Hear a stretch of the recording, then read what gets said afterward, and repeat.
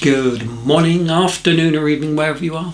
I'm Paul Clark and welcome to my studio. So, what have I got for you lovely lot today? Well, we're going to have a go at something slightly different today. We're going to be entering the realms of my sketchbook. So we're going to be doing a little bit of drawing, a little bit of inking, as well as a little bit of painting. And this has come from one of Margot's challenges from our Facebook group called Light Up My Life. So we're going to be having a go at painting this lovely old oil lamp. So come and join me and we'll paint this step by step together. Oh, and don't forget to hang about to the end because I've got some lovely samples to show you of lights and lamps from the Facebook group.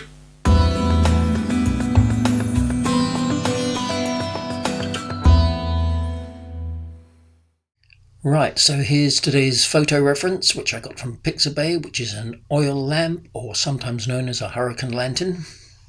And there's no free drawing template today, because I'm going to show you how to draw it.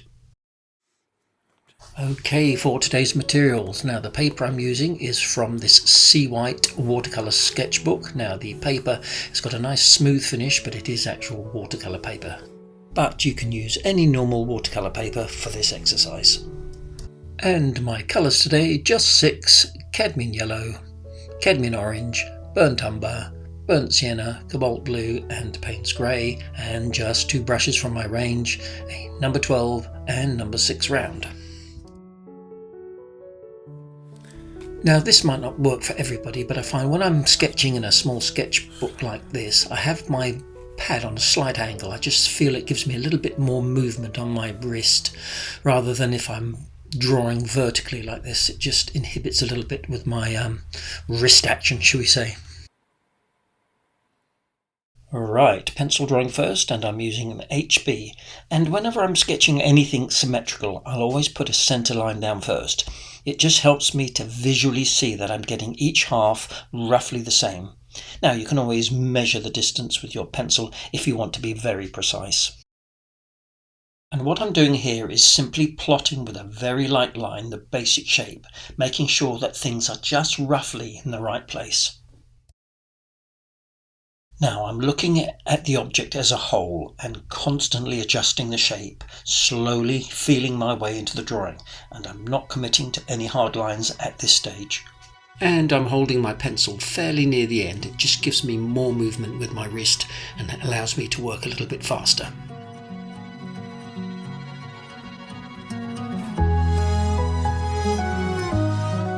I can see I haven't got this glass cover quite exactly central, so I'm just moving it out a little bit, adjusting all the time.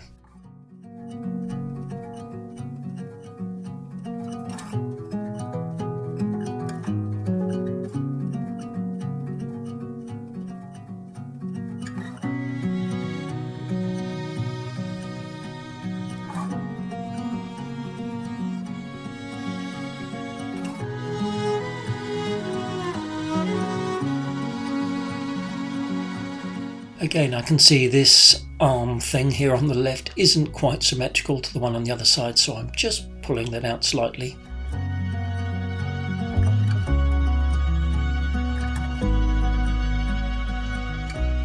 And you can see I'm constantly moving around the picture, not spending more than a few seconds on an area before I move on to another area. Just keeps things flowing and keeps things more interesting to draw.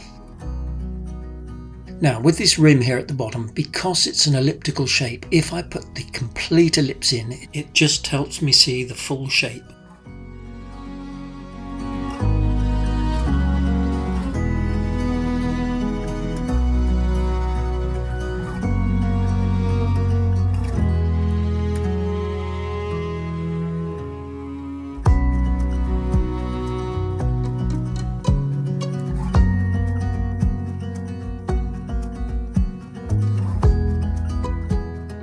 Now I'm happy that things are all roughly in the right place. I'm now committing myself to a harder pencil line.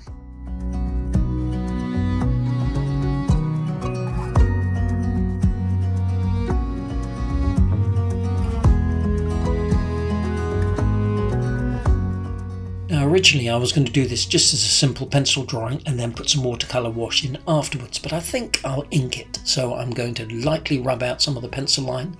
Then I'm taking a Stapler Watercolour permanent marker. This is a fine, and I'm just going to ink in directly on top of my pencil. So the idea now is to make this a fairly loose, sketchy drawing. So I'm not going to be too precise with my line work. I don't want it to look like a technical drawing.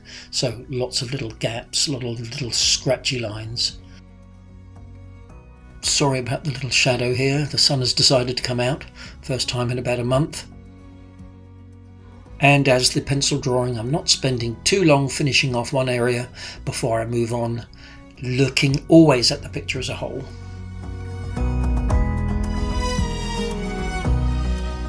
Now, whenever I'm drawing something symmetrical that has two things the same on each side, I'll draw them straight after each other. It just helps me to get them more accurate.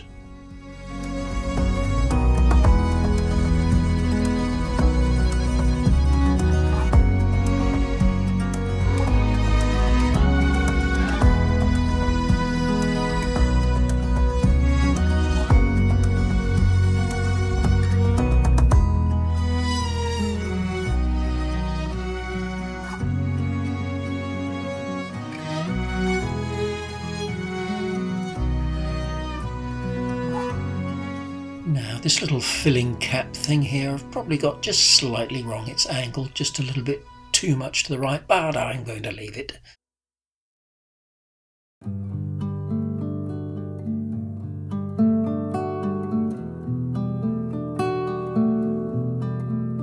Just bringing out here a few final little details and putting in the minimal amount of shading.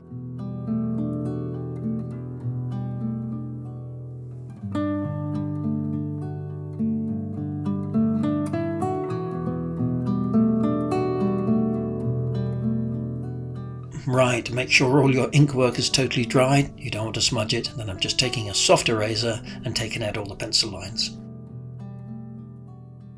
So now we need to let this totally dry. So it's a perfect time for...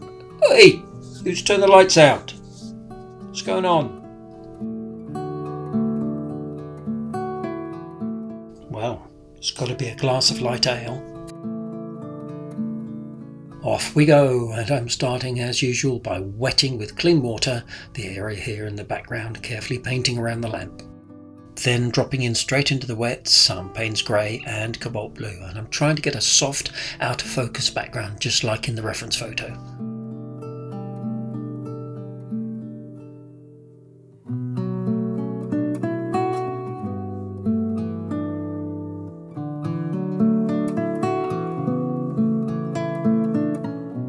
And for this sandy colour I'm using a very watery mix of burnt umber with just a little touch of yellow ochre dropped in, which is a colour I forgot to mention earlier, but don't tell anyone.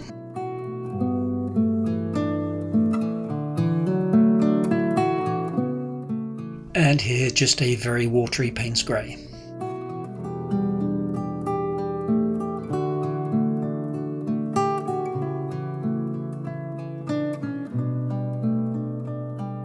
Now for the lantern, and I'm using a nice watery mix of cadmium orange and yellow, leaving the white space in the middle, and then also where it reflects against these sidebars.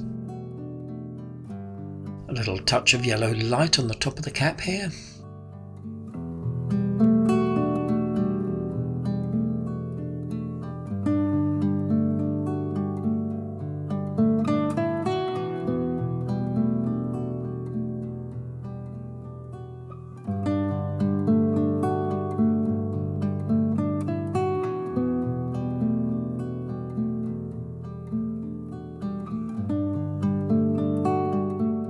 Okay, so next I'm giving the whole lamp a very light wash of a 50-50 mix of burnt umber and burnt sienna. Nice and watery, obviously leaving the areas where I've painted the yellow. And all of this I'm using my number 12 brush, trying to get as minimal brush strokes as possible. It just stops me fiddling. And this is one of the reasons why I do like to do a line and wash, because you've done all the hard work with your drawing and now you can just relax by filling in the spaces.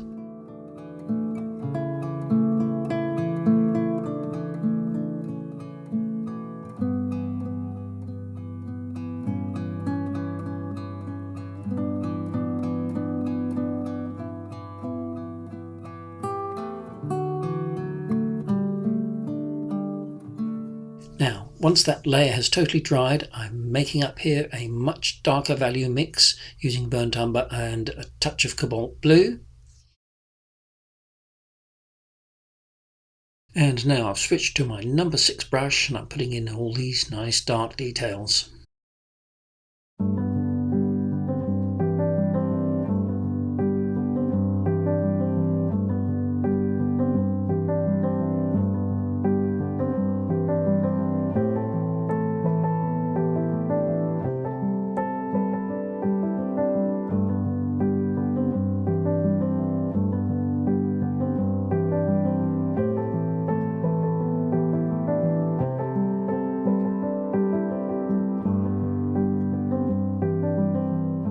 Again here I'm trying not to fuss too much, trying to get things done with a nice quick confident stroke.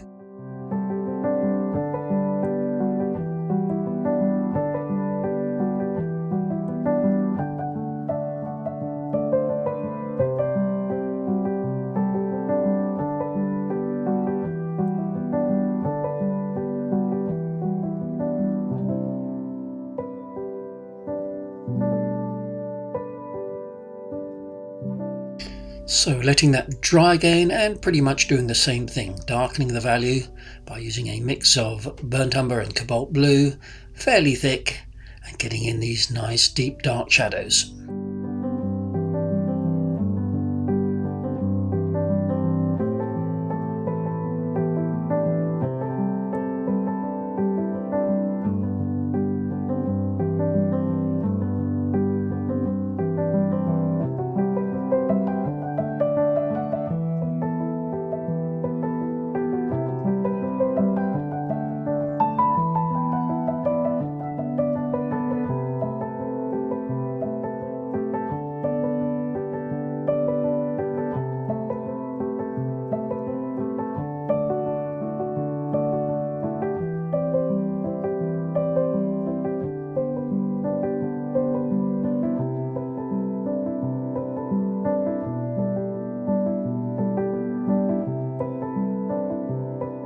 And when that's dry, straight in with a nice wet wash of Payne's Grey, and why not put a little bit of cobalt blue in as well.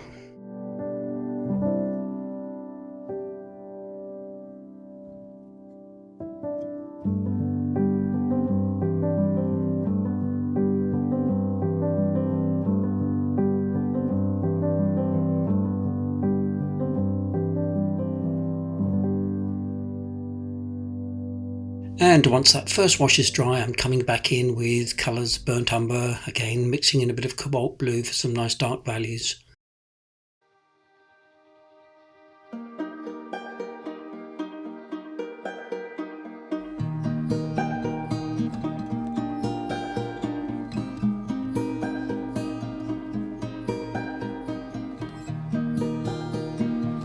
And while that's still wet, a piece of scrunched up tissue or kitchen roll, and I'm just dabbing out here some rock texture.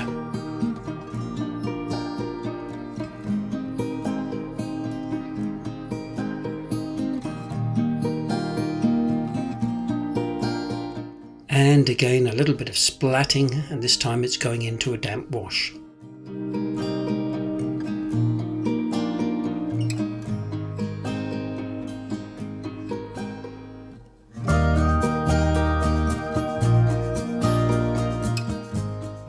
And next I'm really into these white Posca ink pens. They really are nice and bright and opaque, so I'm just adding in a few little details here and there.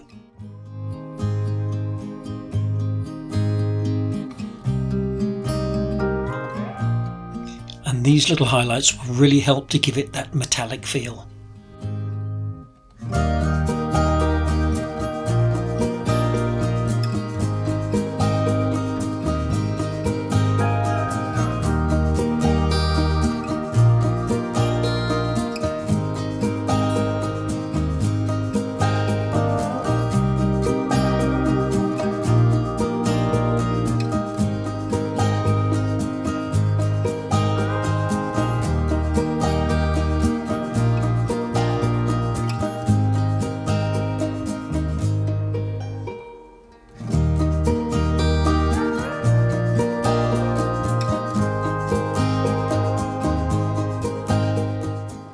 all done nice and quick, and this one in just about half an hour.